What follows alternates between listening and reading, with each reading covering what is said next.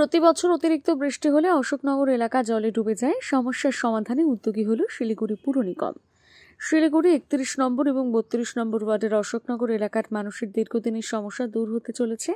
প্রতি বছর বর্ষার সময় শিলিগুড়ি অশোকনগর এলাকা জলে ডুবে থাকে, যার কারণে এলাকার মানুষকে বিভিন্ন ধরনের অসুবিধায় পড়তে হয়।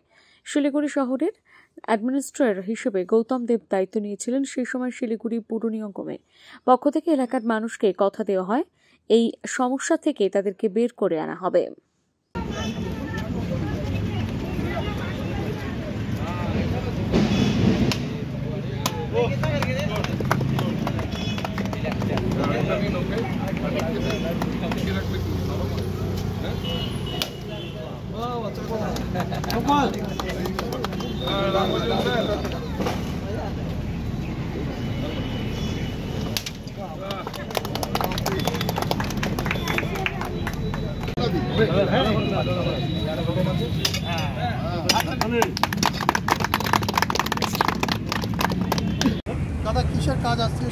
দেখুন, এটা দীর্ঘদিনের একটা সমস্যা।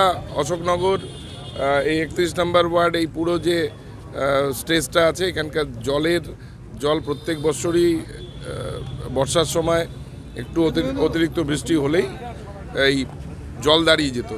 দীর্ঘদিনের এখানকার মানুষের দাবি ছিল। আমরাও আমাদের পুর নিগমে অ্যাডমিনিস্ট্রেটর হয়ে আসার পরেই এই কাজটা খুব গুরুত্ব দিয়ে আমরা শুরু করার কথা বলেছিলাম।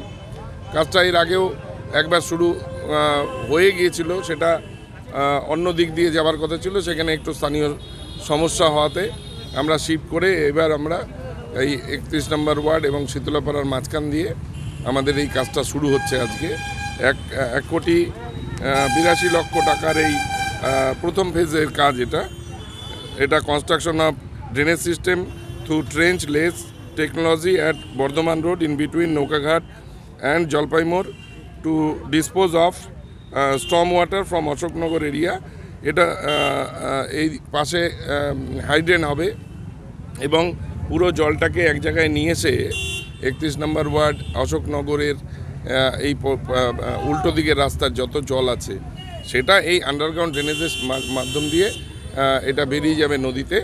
এবং এটা অত্যন্ত আধুনিক একটা কাজ হচ্ছে, যেটাতে মাটি অতটা খোঁড়াখুড়ির বিষয় নয়। মানুষের এখানকার ব্যবসায়ীদের কোনো অসুবিধা হবে না। মাঝখান দিয়ে, রাস্তার মাঝখান দিয়ে যাবে। প্রথমে এই ট্রেঞ্চটা কাটিং হবে, তারপরে এটাকে পুশব্যাক সিস্টেমে এখান দিয়ে 1400 ডায়ার পাইপ ওপারে চলে যাবে ড্রেন থেকে। সেই ট্রেঞ্চের মাধ্যমে এই জলটা সোজা মহানন্দাতে চলে যাবে। এই কাজটা আজকে শুরু হচ্ছে। অত্যন্ত আমাদের দীর্ঘদিনের মানুষের চাহিদা ছিল এই কাজটার।